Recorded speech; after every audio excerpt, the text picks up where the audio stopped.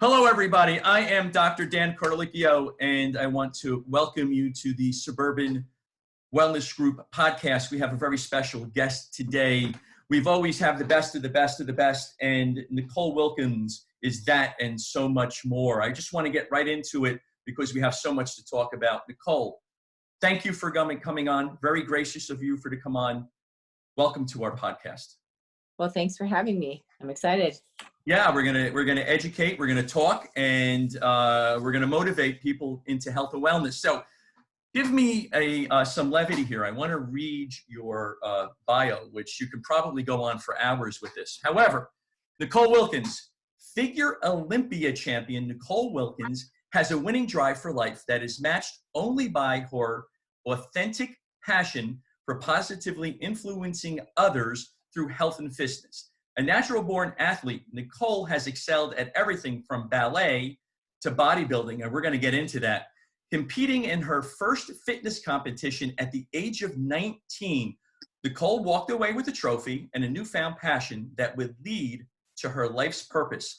Nicole's accolades: four-time IFBB Figure Olympia Champion, which is amazing, three-time Figure International Champion, featured on 18+ magazine covers, elite trainer, certified personal trainer, kettlebell certified, BA in wellness, health promotion, and injury profession. Nicole, we're going to talk about a lot today. I want to thank you for coming on. We're going to talk about your Empower fitness camps, your nutrition line, Empower Nutrition. Thank you for coming on. So tell me, ballet. What started you off in ballet? Was that your first physical activity? Was that your first sport that you did, was ballet? Yeah, it must have been. I was really young. My grandma wanted me to do it, and I don't have a dancing bone, a rhythmic bone in my body, so dance really didn't last very long. I think I did it from the time I was 4 until maybe 6, so it was very short-lived. So that's interesting because I just wrote down, how old were you when you first started? Yeah. So that was your first foray that, segue into physical activity. Tell me what came next after that. Well, I was a cheerleader. I was always kind of quieter kid, so that didn't last very long either. And then my sister was actually doing gymnastics. So when I was doing cheerleading, I would come with my mom to pick up my sister from gymnastics practice, and I would watch the last, maybe 20, 30 minutes of her, and I wanted to do it. So I asked my mom if I could sign up, and so she signed me up. I continued with it until I graduated high school, and my sister quit like the next year to do swimming. So we kind of changed spots. But honestly, I did gymnastics. I was a level 10 gymnast at the end of my high school career. I didn't love it enough to continue doing it in college. And I also had 2 knee surgeries through high school, which kind of prevented me during the recruiting years to continue on to collegiate sports. But it helped develop the drive, discipline, strength, and overall athletic ability that had kind of transitioned me then into the sport of bodybuilding. So now you get into bodybuilding at the age of 19. So you're in college, right? Did you do any other sports in college? I didn't. No, and I finished out my high school senior year. Since I knew I wasn't going to continue on with gymnastics in college, I did actually do a high school sport other than gymnastics, which was more club. I did track, but yeah, I hadn't done any high school sports throughout to jump onto a collegiate team. And at that point, I was just more interested in the weight training aspect and how weights can transform your physique. And when I had a couple of girls that had done gymnastics had gone into the sport of fitness, because with fitness, it's a physique competition, but you also have to do a 2-minute fitness routine. So I thought, this is great. Like I just have to learn how to get my body to look that way, but I could do the routine aspect. So that's when I met a friend of mine at a bonfire party, and he was a local bodybuilder who helped me get ready for my first show. And I kind of went from there. And you kind of went from there. So that's how you got involved then into the figure competition. Now, as time went on, you're working out, right? And you're like, oh, I can do this, right? Now you have to go on stage. And I've spoken to a lot of friends who have been on stage. My partner is been on stage, and a lot of my friends. It's always a daunting task, right? Because you're going to be judged by somebody, and they're going to tell you whether they like you or they dislike you, right? So what was that motivating factor to get on stage, and what was it like the first time? Well, I had no clue what I was getting myself into the first time. And I wasn't really concerned about the judgment necessarily. I wanted to do it because I was a personal trainer. I knew if I could get myself in my best shape, it would help me potentially get more clients. And it was fun. And that was really the driving force behind it. It had to be fun in order for me to do it. And based off of what you just said, gymnastics is a lot that way too. They're constantly judged. Were your toes pointed? Were your legs straight? Were they together? Were you high enough? You know, was the timing right? And so I was used to that pretty much my whole life. So I didn't take any of the judging personal. I just always thought of it as feedback for me to take to continue to improve and do better next time. Right, I love that, because whatever they perceived as your weaknesses, you can take that and then you can make yourself better and better. Yeah. You know, Yeah. I love that. So here you are, 19 years old, and you got a medal. What did you place? So my first show, I did fitness. You could cross over and do both categories, but okay, so let me back up. At the time that I started in 2003, there was fitness, figure, and then there were bodybuilding. That was it. There was no bikini, men's physique, women's physique, wellness. There was none of that. So as a fitness competitor doing a routine, you could also cross over and do the figure division, which is ultimately what I did the remaining of my career. But so I just did fitness, and because of the new division at that time, figure was only 1 year old, a lot of women who were doing fitness or bodybuilding were transitioning into figure. So I was the only fitness competitor at that show, and I ended up winning it, of course, because I was the only one there. But I'm sure your routine was stellar, though, right? I would have won it anyways. No. There you go. No, but I enjoyed it so much that I didn't want to stop. Yeah, and during that time, you know, before you got into it, who were some of the individuals that you looked up to? Who were some of your motivating factors? Most of the women on the magazines, you know, I'd pick up every single female fitness magazine that I could read.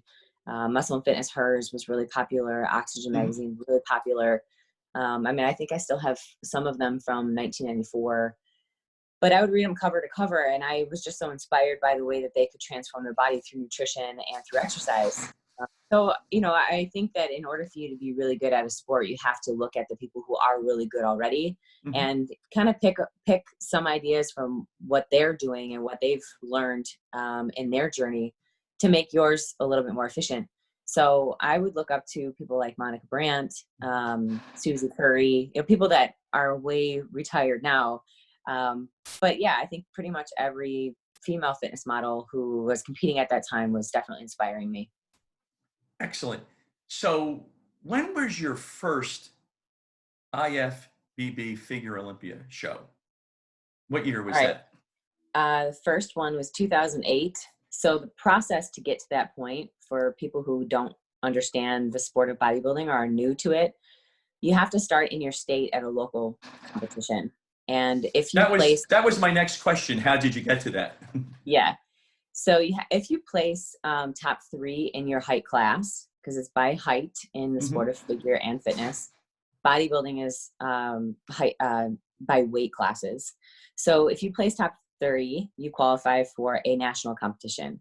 At nationals, there's about 7 of them per year, and it is the top 2 to 3 in every state coming to these national competitions. So you go from competing with maybe 10 to 15 girls to I had 233 girls in my class at one point. And in order for you to receive a professional status, which would be now in the IFBB, so the NPC is the National Physique Committee, the amateur division. Once you go to nationals, you're still in the NPC, but if you win, you then become an IFBB professional athlete where you compete internationally. IFBB stands for International Federation of Bodybuilding. So as an IFBB pro athlete, you can compete all over the world. So I've had the opportunity to travel to Australia and New Zealand and Sweden and Finland and Asia a couple times. So that was really cool part of the sport. Right. But you can at that point win prize money. So if you place top 3, you can win prize money. But if you win a pro show, that is what qualifies you for the Olympia. So the Olympia is like the Super Bowl of our sport. You can't get any higher than that. So everyone who is an IFBB pro has the goal of being at the Olympia through a qualifying IFBB competition. So that's how you get there. So then your first show was in 2008. And who did you compete against and how did it feel for the first time? So the very first Figure Olympia I qualified for was in 2008, and I did the figure division. I actually never did fitness at the Olympia figure, and I believe there was about 28 girls in my class from all over the world who qualified for that competition.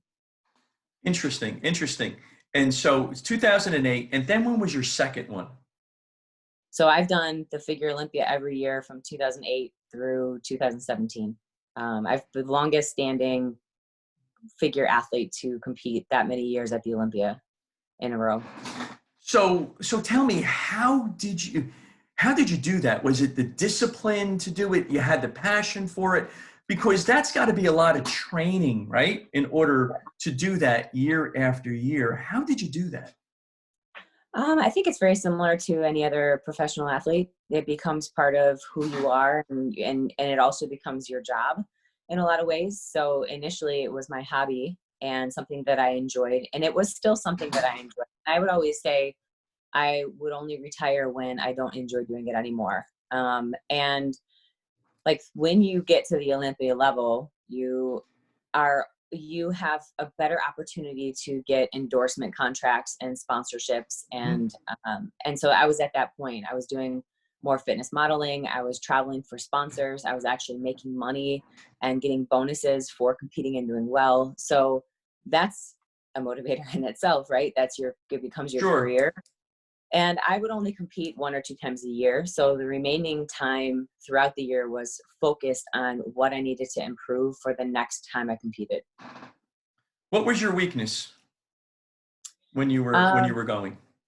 Yeah, I think my major weakness, my shape, my overall physique shape, because they judge you on the width of your back, the roundness of your shoulders, like how small your waist is, and the shape to your legs. So when you look at a physique body on stage, you want your upper body and your lower body to be balanced. You don't want your legs to be overpowering or your legs to be too small compared to your upper body. So it should flow, is the best way I can describe it.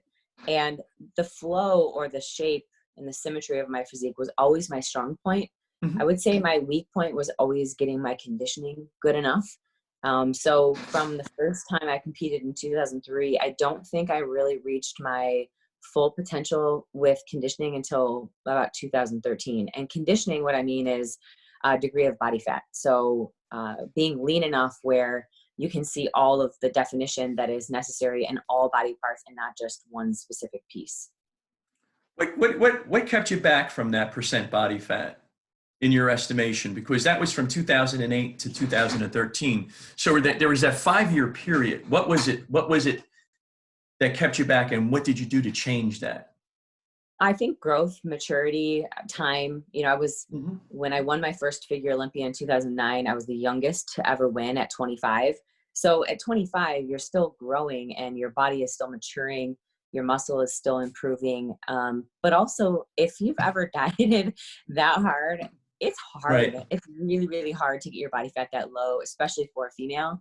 I think mentally it is more challenging than anything, because most people, if you ask them, oh, I work out all the time, but I just can't get my diet right. Well, in this case, you have to have every single thing perfect, Water has to be perfect. You can't miss meals. I would not go out to eat. Sleep was crucial. Like everything, you kind of were a robot. And yeah, I think just the mental tenacity that it requires in order for you to get your body fat that low is something that is really difficult to do. Tell me about your diet, because diet is extremely important in your industry. Any athlete, your nutrition and your diet is extremely important. Yeah. What was your diet like? What did you go through when you were going through the training? I know you just smiled when you said that, Yeah. because it's so difficult, right? Yeah, it's not something I recommend for just the average person who's looking to lose body fat. But my diet now is drastically different than it was when I was competing. My goals are much different. But when I was competing on stage, there's no sugar, there's no alcohol. I would eat 6 meals a day. There was lean protein at every meal. A lot of green vegetables. Carbohydrates and fat sources were oatmeal, sweet potatoes, rice, avocado. I would have salmon, steak occasionally, almonds, or other sources of nuts, olive oils. But it's not necessarily the food choices, it's the amounts that you would be eating. So as you would get closer to the competition, the amounts that you would be eating of everything would be a lot less. So it isn't something that you can maintain long duration of time. When your body fat is that low, your hormones are different. They kind of shift, and your thyroid is affected. So it's not healthy to do long term. But for the sport to get your body fat that low, it's necessary. What was your percent body fat when you were competing? I never got it measured. It was more just visual. If I were to guess, I would probably say around the 8% mark. So yeah, I mean, I had veins in my abs, and I was pretty lean. So yeah. Right. So, you were discussing it's not something that you could sustain for a long period of time, because you could get thyroid problems, hormonal problems. Did you ever experience any of that? I have, yeah. I mean, every time you go through a competition, it does take a recovery period afterwards. I never was, so, I mean, I know some women who have really treated their body poorly, and thankfully I was always very smart about the way that I went about competition prep. I think there's a right way to do it and a wrong way to do it, a healthier way to do it and an unhealthier way to do it. So I think also allowing myself enough time in the off season to recover before going through another prep again was crucial. So yeah, I obviously have been able to do a decent job with making sure that everything stayed normal. Otherwise I wouldn't have been able to get pregnant.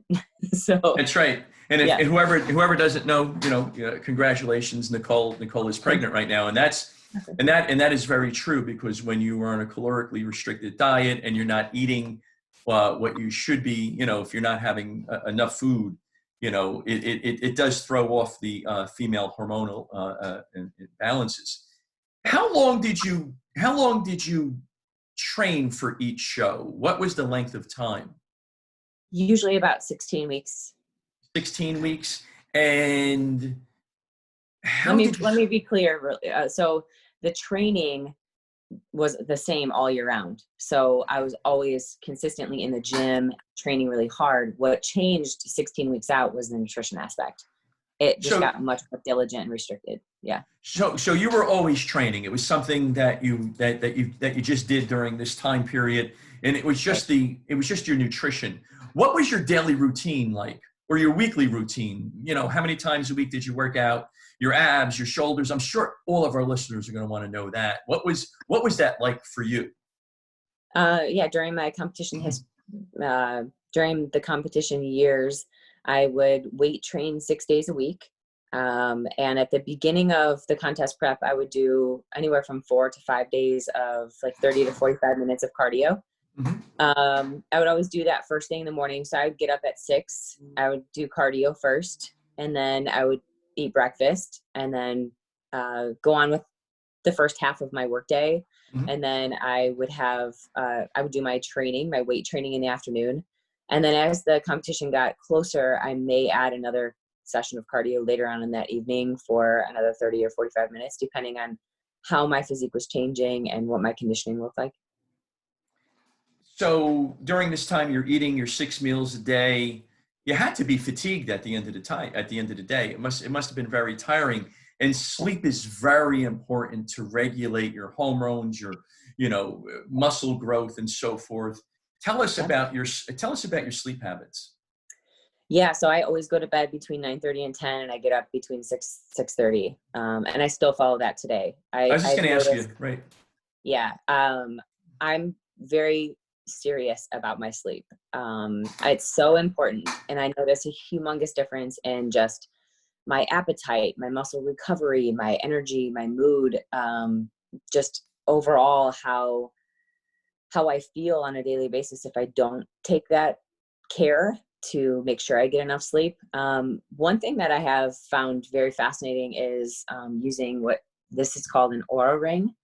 It's OURA. I've been using it for about 2 years now, and it tracks your sleep. It tracks the quality of your sleep, deep sleep, REM sleep, your latency, like how long it took you to fall asleep, takes into consideration your HRV and all of the things that could affect that. What your resting heart rate was. And it's neat because if your resting heart rate was slightly elevated the night prior, it could be because your body hasn't recovered efficiently enough, and to use that as a way to adjust your training the following day to make sure that you decrease your risk of getting sick or getting injured. So I've used that a lot. I wish I had it when I was competing. I don't. I use it more now, but more so just for general health purposes. So Right. yes, this is so important. And I stress that so much. I mean, just with your hormones and keeping them in a happy place, like sleep can make such a humongous difference. Yes. And I don't think people know about it, but I don't think that they take it as seriously as they should. Yeah, sleep is very important. Whenever I have a patient come in, I always ask them how many hours of deep restorative sleep do they have, and they're looking at me as a nutritionist, and they say, "Well, why is that important?" Because it is important when it comes to overall health and wellness. So, when was your last Olympia? 2017. It was in 2017. So now that you are pregnant, you're not going to be competing over the next bit of time. All right. And I will tell you from my experience with children, it's going to be busy. Yeah. Do you plan on getting on stage again? I don't. I ended my 17-year career in 2017 with the idea that I had accomplished everything that I felt I wanted to accomplish in the sport, and that there were other chapters of my life I hadn't lived yet. Mm-hmm. My whole life, for most of my adult life, actually all of my adult life, has been focused primarily on that. Mm-hmm. And I'm currently 4-time Figure Olympia Champion, which is basically 4-time world champion. And I currently hold that record still, which may be broken sooner than later, but I still, that's a humongous accomplishment for me. And my placings had declined the last couple of years that I was competing, still placing top 5 in the world. Mm-hmm. But when you go from winning and then getting second and then 4th and then 5th, when you're competing against girls who are 23 and 25 and I'm pushing 35, you have to look at yourself and say, okay, what are the pros of me continuing? Is this going to really make a drastic change in my career, which I had already established at that point, and didn't run off of how I was doing on stage. I think my audience really just wanted me to be more involved in them. So I knew that if I stopped competing, I wouldn't lose out on anything else. And I think that was the deciding factor for me. And also to be able to spend more time with my family and potentially have my own family. So yeah, I left in 2017 with a very content mindset that I was making the right decision for myself. And I knew that there were so many other things I wanted to accomplish in my life. And I look back and I don't regret it. I don't regret ending at that point. And now I have so many other really exciting things to look forward to. Yeah, and we're going to go over those. And I think what you've just hit upon is something that's extremely important. You had this incredible, awesome career. And if you've been underneath a rock, and if you don't know who Nicole is, you have been underneath a rock. And at some point in time, you had to pivot, right? You had to pivot. You wanted to pivot. As you said, you were older. You're 35 years old now. New goals come in. So tell our audience, what were your new goals? What did you want to accomplish? Yeah.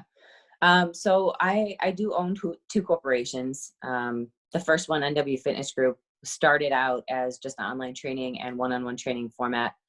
And I wanted to reach an international crowd, not people that were in my local area, with nutrition and training advice. So when we relaunched NicoleWilkins.com from 2017 to 2013, we created a membership portal where we still actually add 2 to 4 new pieces of content every single week. So there's 1,450 blogs and videos full of workouts and nutrition content for less than $10 a month.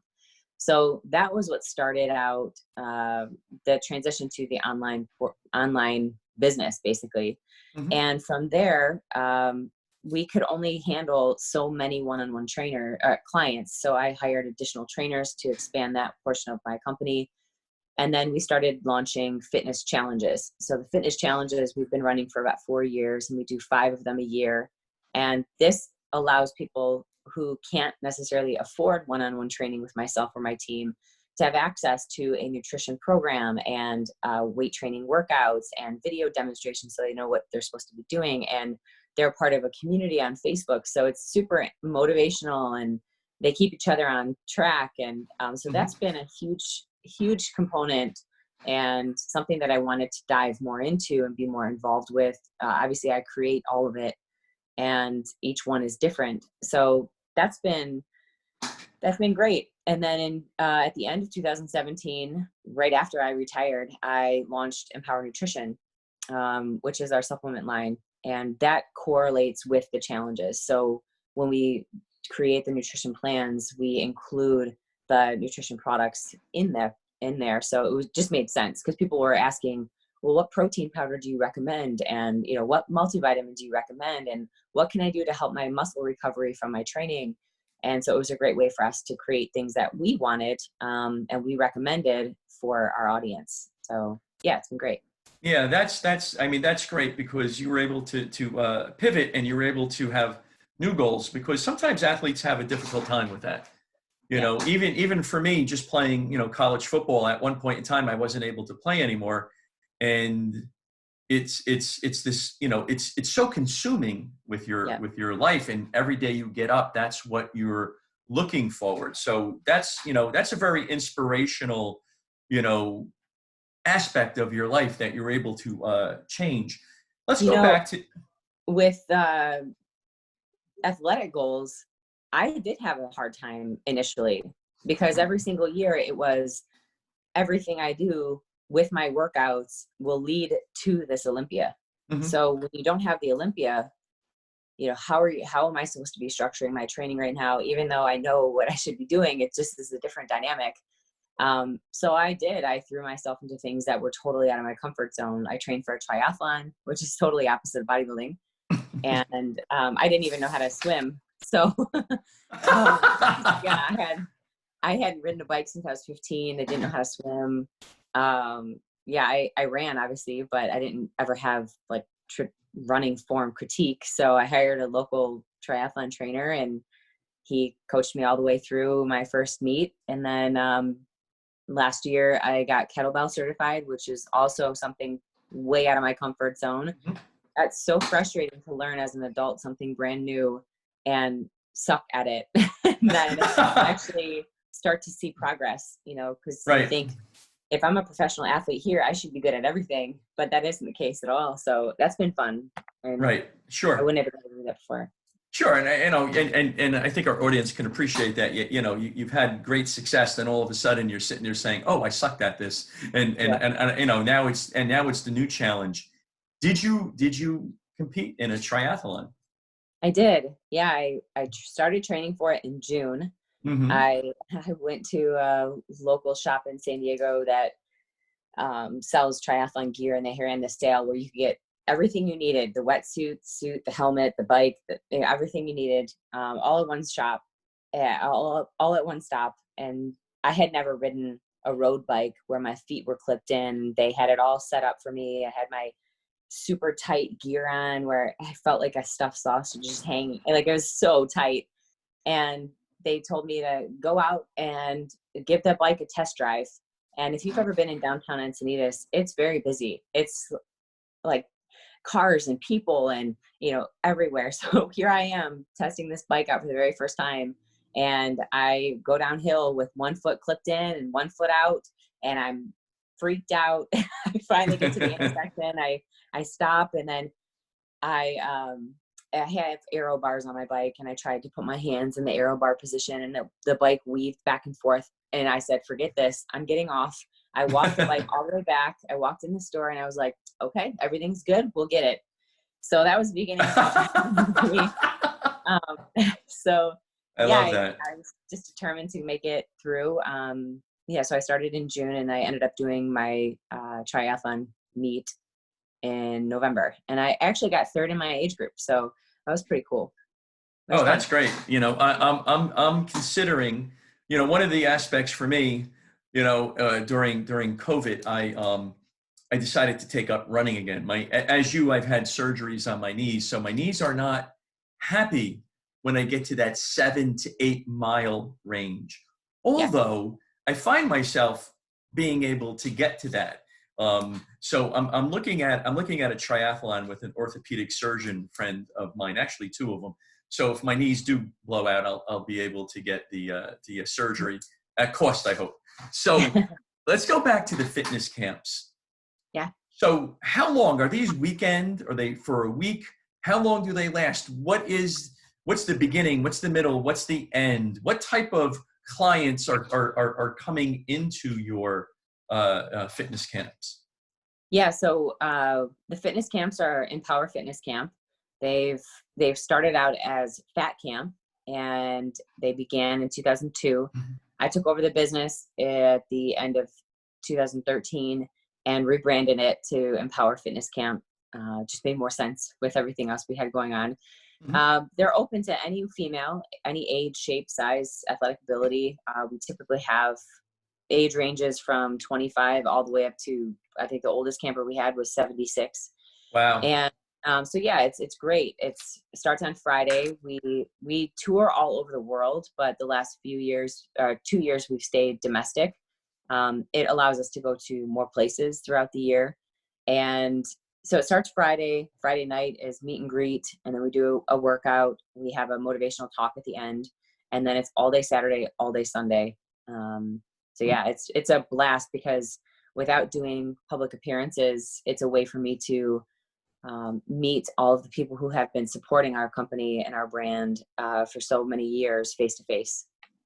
Oh, that's awesome. So you have a wide variety of individuals that are coming in, and that's great that they come in through their 70s. Do you modify the workouts for those that are in the 70s? Yeah, absolutely. We modify them for people who have injuries and need to work around it. We do a lot of, obviously with larger groups, we do group training.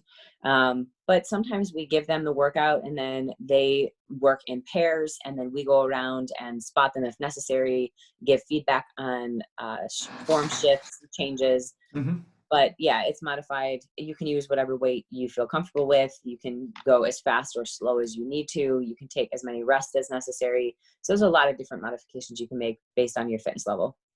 And do you find that, you know, friends, like a group of friends are coming to take it? Because then they can go back and they're motivated now. They're motivated to work out, to lose weight, you know, to get more into physical fitness. Do you find that groups of friends are coming? Oh yeah. Most women will actually come to camp, meet friends there, and then continue to meet each other at camp every year. So that has been really cool to see, just how people can come into camp without knowing anyone and then leave with a great community of women that they keep in touch with and keep each other motivated throughout the year and plan on meeting again the next year at camp or even in other locations because they may live fairly close to each other or they exchange information, they chat with each other all the time. Like it's just really nice. It's a very chill atmosphere. There's no drama. You think when you have, 30 to 50 women in one area at one time. I'm leaving that one alone. But everyone's so cool. I mean, we just don't accept it. It's just not welcome. And Right. everybody feels, and then they do the challenges together. They're part of a community page together. They just follow each other and support each other everyone on their journey. And yeah, it's nice. Tell me about the motivational aspect of it. What do you do to motivate them? Because, I would imagine you're an inspiration, right, to those that are coming in. They're saying, oh, I want to be Nicole, and that's great, because what you're doing is you're getting everybody off their derriere and you're getting them moving. And during this time of COVID, we know that being healthy, eating and exercising helps boost that immune response. And that's extremely important, So what do you do to motivate them? What is your motivating factor for that? I don't know if the motivation necessarily comes from me. I think it comes from all of the other women who are in the camp with them and who are sharing their experiences that they go through on a regular basis, the trials and tribulations that they've had to overcome, the difficulties that they have had to do and deal with balancing family and life and nutrition and training. So it doesn't necessarily come from me, I don't think. So on Friday, when we do meet and greet, we have everybody share who they are, what they do, where they live, something that's unique about them. And then throughout, we have, motivational seminars on how to build healthy habits and, the basics of nutrition and what to do when you're going out to eat and how to eat healthy when you're there. And what do you do when you feel unmotivated? And I think motivation and that word is something that people rely on too much. I'm not motivated every day. If I relied on motivation, I would probably train 1 or 2 times a week, but I rely on the discipline and just it's just part of who I am and what my life is and what is important to me. Kind of like taking a shower, maybe sometimes you don't feel like taking a shower, but you have to do it anyways because you need to. It's good for your body. It's good for your health. Makes you feel good after. So it's kind of the same thing. You mentioned motivation and you said that you don't feel motivated every day also. And no athlete does. So let's go back to the training days just for 1 second. Besides the discipline, what would you do to get yourself or try to get yourself motivated? You have a show coming up and today's it's just not working out today, but you have to do what you have to do. How did you motivate yourself? I think that's important. It really helps to have a specific goal. If you don't have a specific goal that you're trying to shoot for, then it's much easier to give into any excuses that you come up with. But when I would compete, I had a specific goal of looking a specific way and doing well. And I knew that if I didn't do it because I didn't feel like it, then I would regret it because the goal meant more to me than how I felt that day. I might adjust the training and, not go quite as hard if I didn't feel fully recovered or if I didn't sleep well that night before, but I would still go through it because I had made that commitment to myself, almost like setting a meeting that you can't miss. Mm-hmm.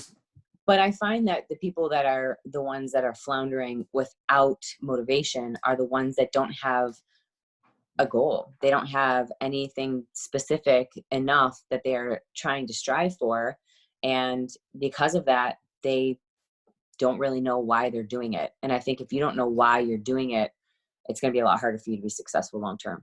Sure. And do you have the participants that come in for Empower Nutrition? Do you have them set their goals? Do you help them with the goals? Yeah, we do. But we have thousands of people that do them. So it's difficult for us to work individually with each person. But if they work one-on-one with us, absolutely. That's a huge focus. I mean, we set new goals every week. And it could be as small as, I'm going to eat an apple 3 times a week. It could be as simple as that. Because I think that the culmination of small habits added up is what will help keep your lifestyle healthy long-term. Don't think about doing everything at one time. It's overwhelming. And I think that's important to set goals. You know, in our office, you know, when a patient comes in and they're diabetic and they need to lose, you know, literally 150 pounds, we break it down. Okay, so the overall goal is 150, but how do you get to that 150? Because you just can't go out and say, right, I'm going to lose 150 pounds. We break it down week by week, you know, and do you have them get on the scale a lot, or is it something that you prefer not to have them do? Because I don't have my patients get on the scale every single day. It's once a week. Yeah. Once a week is usually what we do. We have them check in with us once a week.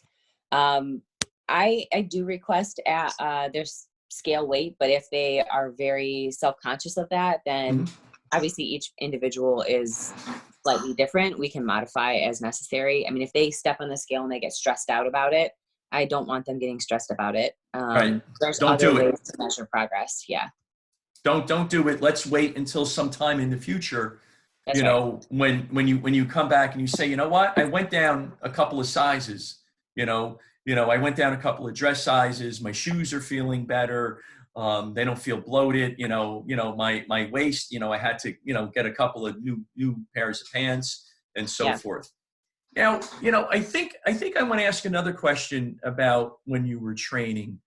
What was your, you know, because we in our office we deal with a lot of athletes, you know, football, pro football. We deal with a lot of pro hockey. We do have several figure competitors, and that's okay.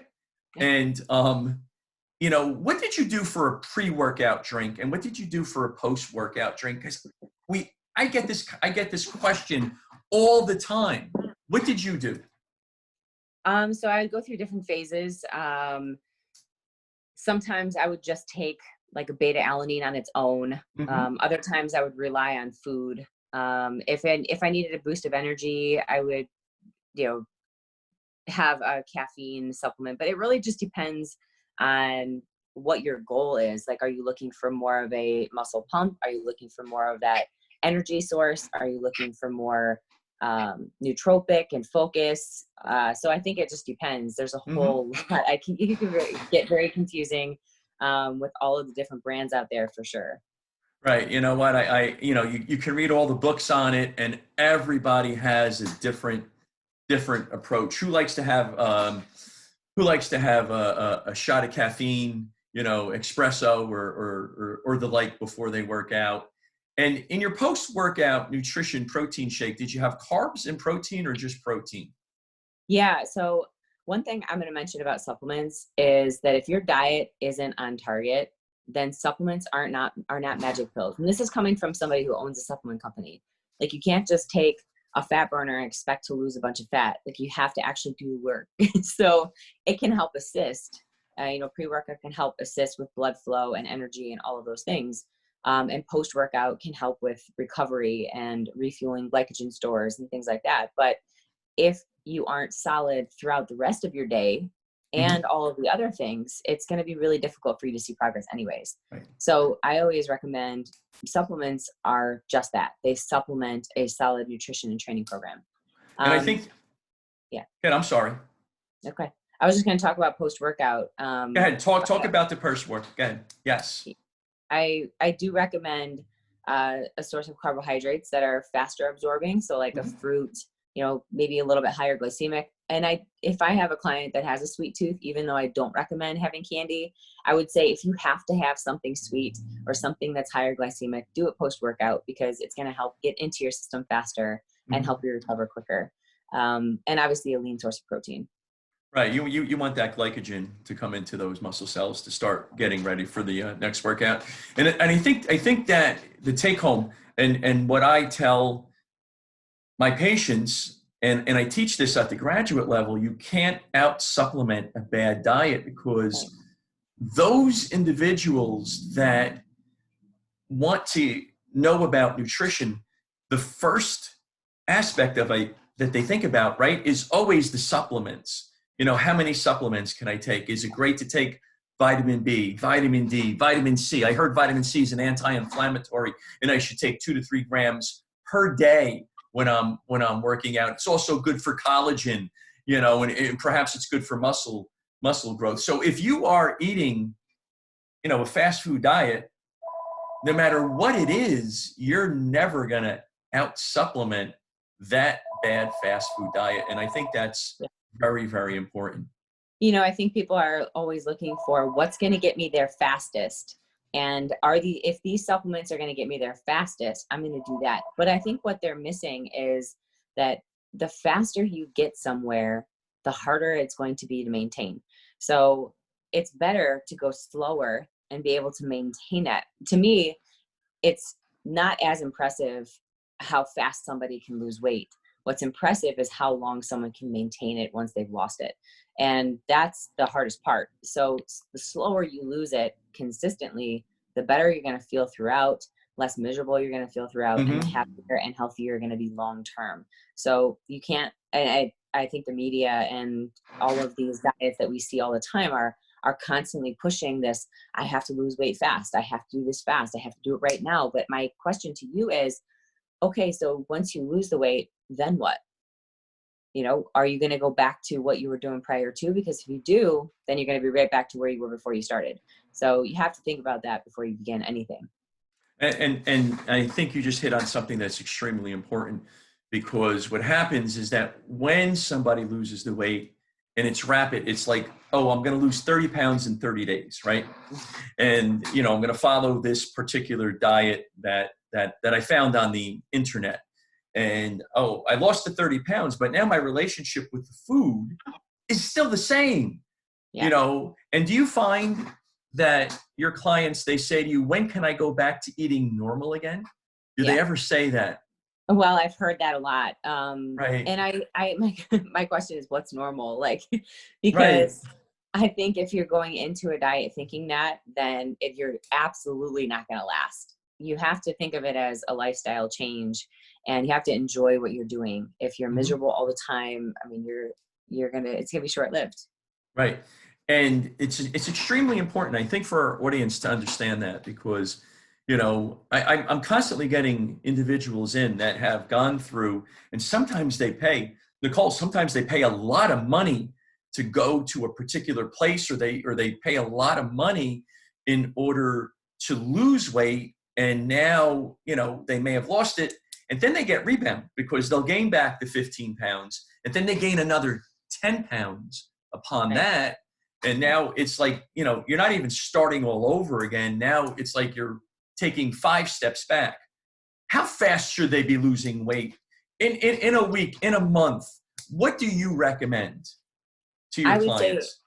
I would say, obviously, it depends how much weight you have to lose, right? So somebody who has a lot of volume to lose, they could see more, they could see higher numbers on the scale on a weekly basis, especially in the beginning. But if you don't have a lot of weight to lose, I would say a very consistent approach would be about a 1/2 to 1 pound a week. If you're losing more than that, it's pretty aggressive, and it's not going to continue. It's not like a linear. I actually had a live video yesterday where we were talking about, you know, weight fluctuations and how they change. And I think that in my experience working with clients, there's 3 different ways that your weight will change as you're going through a diet or a weight loss phase. And the first one is where you lose weight, and then it kind of goes up a little bit, and then it goes down a little bit again, and then it goes up a little bit again, and then it goes down. But if you look at the entire progress from start to finish, you're still making progress in that linear direction. Right. It's just kind of bumpy. But when it goes up the first time, people freak out. What I'm doing isn't working. I'm going to quit. And they don't give it a chance, because if they did, then they would notice that eventually their weight was going to drop again. And the second way is where they lose a little bit of weight, and then they hit a plateau for a while, and they don't see any change. Then they lose a little weight, and then they hit a plateau again, and it continues that way. And most people will give up when they hit a plateau. Things aren't changing. I've been the same weight for a while, which to me isn't a problem if you are still seeing definition, your clothes are fitting better, your body composition is changing. Weight is only one way of measuring progress.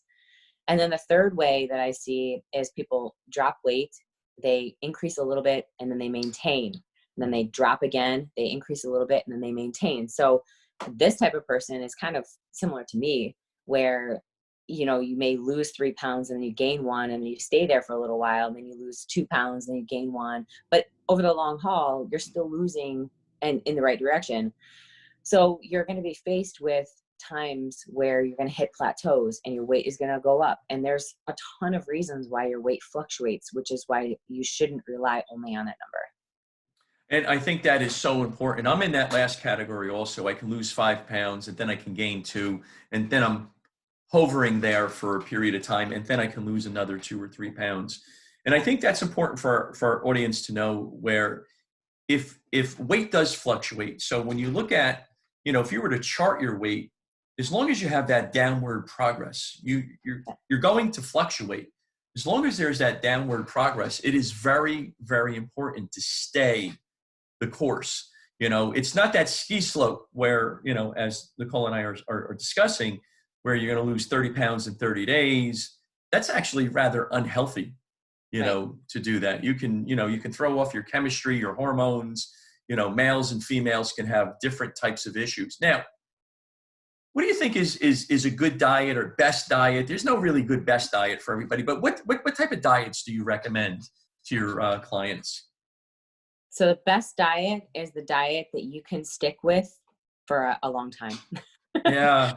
So there's no right and one like holy grail diet that everyone should be following, because it depends on so many factors. I know if I put 30 women in a room, or men and women, and I said, okay, who is following a low carb diet? You know, half would raise their hand. And who's following a high protein? A couple would raise their hand. Who's following paleo? A couple would raise their hand. Who's following keto? A couple, you know, so it's whatever foods you enjoy that you are seeing progress with, that has good variety that you can follow long term, is the best one to follow. Right. You know what? I agree, because, you know, patients will come in. I'm sure you get the same thing with yourself. It's like, I'm on the keto diet and I have to get everybody on the keto diet. Can I talk about the keto diet with everybody? And you're like, no, you're not going to talk about the keto diet to everybody. I'm on paleo, because I get that all the time. You know, you have to put everybody on this paleo diet. This is the, you know, I say to everybody, you know, all right, you know, take a seat, you know, take a seat. Everybody has a different chemistry, and whatever works for you. And you and I were talking about this, you know, the flexible dieting. I was very stringent in the early part of my career. And sometimes you have to be. Of course, when you're going for a show, you have to be stringent, right? Yeah. And so with flexible dieting, you can have a cheat meal or a cheat something per week. And do you find if you're able to do that with a client, that they can stay on that for the long term? It depends, because I know some people where if they have a cheat meal, they go ham, they go all out, and then they feel bad for 3 or 4 days. It takes them so long to recover. It just throws them off mentally to do that. I would rather them have a cookie sporadically throughout the week, you know, multiple times, than have a massive cheat meal that's going to throw them off. Because if your goal is to lose weight, as long as you're in a caloric deficit and you're getting your micronutrients in, you know, through fruits and vegetables, you're getting your fiber in, so it's incorporating, you have more whole grains and those type of things, and you're keeping your protein in a good place, especially if you want to build muscle. I think that if you were to have a cookie, it's not a huge deal. Like, that's balance in your life, in my opinion. To say I can't ever have cookie, or I can't ever have these things, that is what spurs on the yo-yo dieting, the horrible relationships with food. Like, food in my eyes isn't good or bad. Is this a healthier choice or an unhealthier choice? And is this going to help me reach my goals, or is it not? Right. And I don't know, over the years, I have, you know, come to realize to have that flexible dieting. And just the way you put it, if you have a cookie once or twice a week, and every individual is different, you know, so maybe they may not be able to, if their cholesterol is 800 and their triglycerides are 1500. So we may have to modify that. But as time goes on and they're losing the weight, you know, I think it can be more sustainable. Tell me more about some positive lifestyle changes that you recommend, you know, in your camps. So positive lifestyle choices would be, well, obviously we talked about sleep. That's a huge one. So just from from the beginning of your day, journaling or some type of gratitude journaling, like writing out your schedule, just having that game plan and having it, literally writing it down, makes a huge difference when it comes to having a game plan for your day, where you rule your day, the day doesn't rule you. I always like to have some type of learning in my day, whether that's listening to a podcast or reading a book. I like to listen to audiobooks when I walk my dog. So that is also another thing that I think helps out a lot. Audiobooks, I can get through so many more audiobooks than I can sitting down and reading, because I can do multiple things at one time while I'm doing it. Right. And obviously exercise. Exercise, moving your body. It doesn't have to be at the gym, but some type of physical movement every day, whether that's stretching or going for a walk, something to get your body moving. And then finally, stress relief. What are you doing for stress relief? Are you meditating? Are you sitting in silence for 10 minutes? Are you using exercise as a form of stress relief? But I think all of those things, my degree is in wellness and health promotion, and we talked a lot about the wellness wheel. So there's obviously, like, look up the wellness wheel, for those of you who are listening, and there's a lot of different aspects. And I like to kind of revisit that sometimes and see what aspects I'm lacking in that maybe I can fill up a little bit more. Maybe that's spiritual, maybe that's emotional, maybe that's relationships. There's a lot of different aspects to that wellness wheel that people neglect, or maybe they don't focus on enough, that I think can be very eye-opening. Right. And it's very important, what you've said, because, I journal, believe it or not, I journal. I journal what I'm grateful for, what I'm excited, what I'm excited about, for the day. And for somebody to grow up in Northern New Jersey, how I grew up, not many individuals may be doing that, but I find that I'm actually more grounded. I'm ready for the day. I have my morning routine. I do a lot of stretching in the morning. The mindfulness, I think, is also very important. And you mentioned, being still, being silent, to get ready for the day, because, I'm sure, once you get up and after you go through your morning routine, just like I am, you're probably busy, right? It's like nonstop. It's nonstop all day long. It gets you through the day. Yeah, absolutely. It definitely gets you through the day. Now, tell me about the nutrition. Okay, tell me about the supplements. All right, you have Empower Nutrition. So tell me about that. What products do you have? So we have 5 SKUs right now. We have 2 flavors of a grass-fed whey isolate, which is protein powder. We have 2 branched chain amino acid, which is an amino acid supplement to help with muscle recovery. It also has an electrolytes added, and we added collagen in there to help with like hair, skin, nails, bones, and then multivitamin. And we added adrenal support in there as well. I love it. And you've sent me some of the products, and I'm trying them.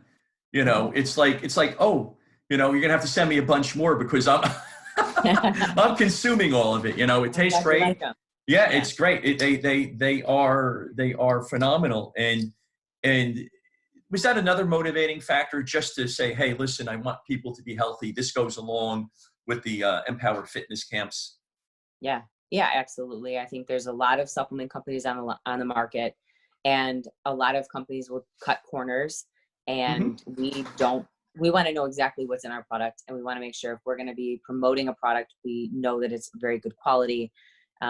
So yeah, that was definitely a driving force behind it. At the end of my career, I was an endorsed athlete for years, and I had the opportunity to sign with another company after that. But when you're an endorsed athlete, you don't have say in the products that they are creating. And if you're going to stand behind a brand, you want to make sure that you believe in the product 100%.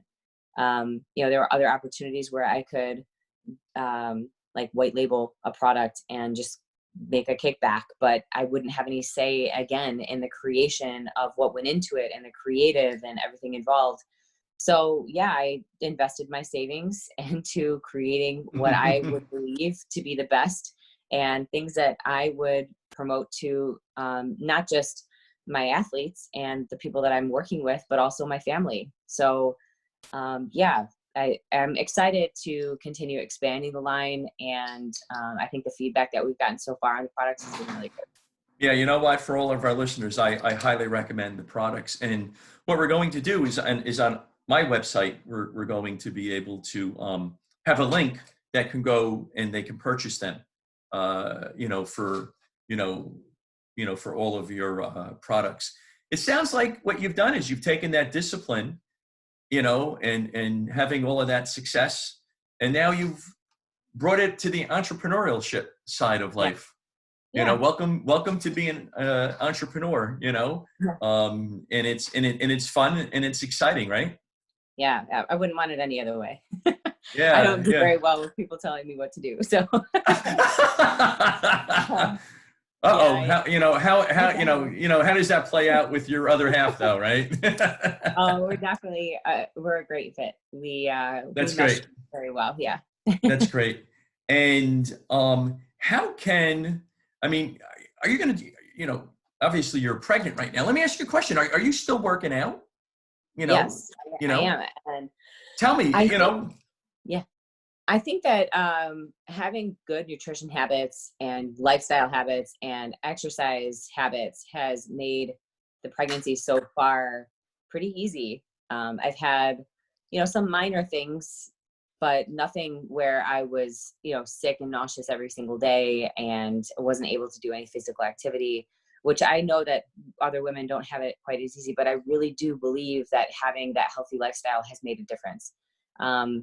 Walking every morning. And then I do weight train 5 days a week right now. And then if I have energy or time, I will do an additional 30 minutes of cardio on a couple days a week. So I've been doing a lot more circuit training because my intensity is obviously a little bit lower. Not able to lift quite as much as I was before. And I've had to make some modifications, but modifications that are part of, as you get older as well and work through injuries and, different phases of your life. So yeah, I've just found that doing more circuit training and grouping multiple muscle groups into a workout has helped me keep my heart rate a little bit higher, but in a safe place, and also just make me feel like I have a better quality workout. So yeah, absolutely.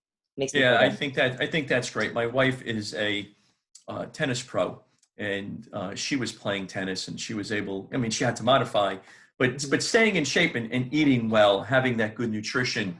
It worked well for her. It worked very, very well for her.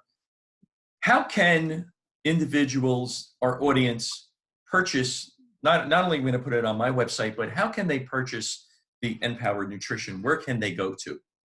Just go to NicoleWilkins.com and under the shop, you'll see Empowered Nutrition. We have a bunch of apparel in there as well. But we also have the product on Amazon. So if you want to search Empowered Nutrition on Amazon, is there too. Excellent. And you're going to hold off on the camps right now for a period of time.